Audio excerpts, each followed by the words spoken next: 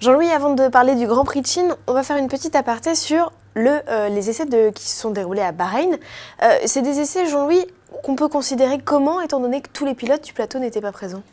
Bien écoutez, on va simplement tirer la leçon de la performance des Mercedes, qui ont dominé ces essais, il faut dire les choses comme elles sont, et je dirais de la relative absence des autres équipes, quand vous voyez par exemple que la Scuderia Ferrari arrête les tests parce qu'ils se rendent compte que le châssis qu'ils utilisent est abîmé. Donc je pense qu'on n'a pas tiré grand-chose, à part Pirelli, bien entendu, et ça c'était des essais Pirelli, donc qui a testé des nouvelles gommes, ça c'était important. Alors pendant la trêve, on a aussi appris une énorme nouvelle, c'est le départ de Stefano Domenicali, remplacé chez Ferrari par... Marco Mattiacci. Merci beaucoup. Voilà, alors concrètement, Jean-Louis, ça va changer quoi?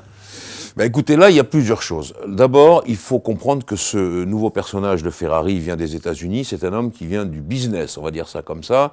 Et même si Jean Todt, en son temps, avait animé le championnat du monde des rallyes, les 24 heures du Mans, les rallyes raids, il venait aussi, lui, en tant que vrai patron. Et je pense que derrière cela, il y a plusieurs choses. Il y a d'abord, est-ce Luca Di Montezemolo? Est-ce que c'est lui qui va en sous-main, diriger un peu la Scuderia, reprendre du service en quelque sorte? On peut se poser la question.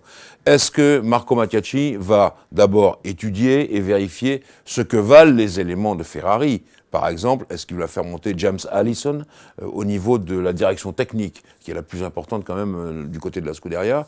Ou bien est-ce qu'il va faire appel, ce que je crois moi, à des talents extérieurs, comme par exemple Ross Brown? Parce que qu'est-ce qui manque chez Ferrari? Il manque un vrai recruteur. C'est étrange parce que Stefano Domenicali, à l'origine, c'est un DRH. Ils ont manqué tous les grands recrutements possibles. Promodrou, qui était chez Red Bull en aérodynamicien, des tas de gens comme ça. Il faut que Mattiacci ou Ross Brown, s'il vient juste à ses côtés, recrute des gens pour relancer cette Scuderia. On voit très bien que ce qui se passe, c'est un peu comme le début des années 90 chez Ferrari, où c'était la catastrophe la plus complète. Je me souviens très bien que le directeur de Ferrari qui a viré Alain Prost venait de chez Alfa Romeo, il a viré Alain Prost en 91, et il a été viré lui aussi derrière. C'était un peu le Bronx, tout ça. Montezemolo est arrivé, il a choisi Jean Todt. Le plan de Jean Todt, c'était 1993 jusqu'à 2007. Ils n'ont cessé quasiment de gagner. Donc c'est quelqu'un comme ça qu'il faut retrouver. Et peut-être que ce Marco Mattiacci sera le nouveau Jean Todt de Ferrari. Alors, durant la trêve, toujours Jean-Louis, on a appris la mauvaise nouvelle pour Daniel Ricciardo, qui a été officiellement disqualifié. Alors Jean-Louis, est-ce que c'est justifié? Oui, c'est justifié parce qu'on avait prévenu de tous les côtés l'écurie Red Bull qu'elle fasse attention à cela, c'est-à-dire au débit d'essence.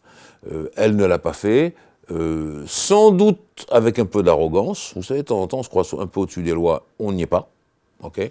Et donc, eh bien, elle a payé pour ça. Je le regarde profondément parce que Ricciardo, il avait fait des perfs formidables et il continue à en faire. Et on se rend compte que dans cette équipe, qui a perdu un peu de son arrogance, il faut quand même voir les choses en face, eh bien, Ricciardo, il prend ses aises par rapport à Sébastien Vettel, 4 fois champion du monde malgré tout, qui montre que sous la pression, c'est un peu différent. Enfin, tout ça, ça redistribue les cartes et moi, je ne suis pas mécontent. Alors, bien entendu, on sait que la Red Bull est une belle voiture, je le répète, et que le moteur Renault a encore du chemin à faire, mais peut-être que ça va arriver, peut-être que ça va arriver en Chine. Alors justement, la Chine, un tracé qui est à peu près similaire à celui du Grand Prix de Malaisie, avec peut-être une difficulté supplémentaire, ces fameux escargots? Oui, alors les escargots, très durs pour les pilotes surtout, mais il le fera moins chaud qu'en Malaisie. L'important, c'est les lignes droites. Il y en a deux, dont l'une la plus grande de la saison, plus de 1300 mètres, qui est importante, avec un freinage au bout. Il faut également privilégier la souplesse, et c'est pour ça que j'espère que le moteur Renault va réagir.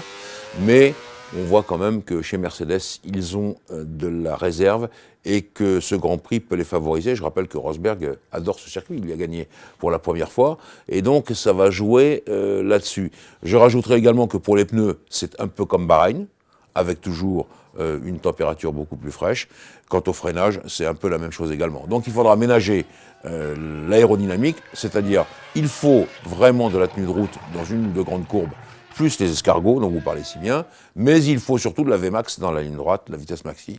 Et là, on va voir si Mercedes arrive à bien caler sa machine. Pour terminer cet entretien, Jean-Louis, vous avez été au WTCC, à l'ouverture du WTCC à Marrakech. Alors le WTCC avec victoire de Sébastien Loeb et des Citroën, c'était comment? Alors, je veux dire qu'il y a un vrai décalage, c'est le papier que j'ai fait dans Autoplus, il y a un vrai décalage entre ce que fait Citroën et ce que fait Honda. Honda, ils font de la course à l'anglaise, ils développent des moteurs, ils développent le talent de leurs ingénieurs qu'ils mettront un jour en Formule 1 et sans doute dans la voiture de série. En revanche, Citroën, on sait très bien qu'ils vont partir, à mon avis, par la petite porte du championnat du monde des rallyes, parce que Volkswagen prend tout, Sébastien Ogier prend tout. Il fallait trouver quelque chose pour Sébastien Loeb, qui est le porte-drapeau de la maison.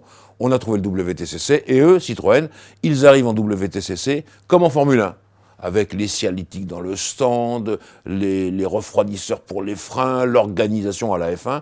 Donc on voit très bien qu'eux, ils veulent absolument gagner, et peut-être qu'ils n'auront pas de mal à le faire.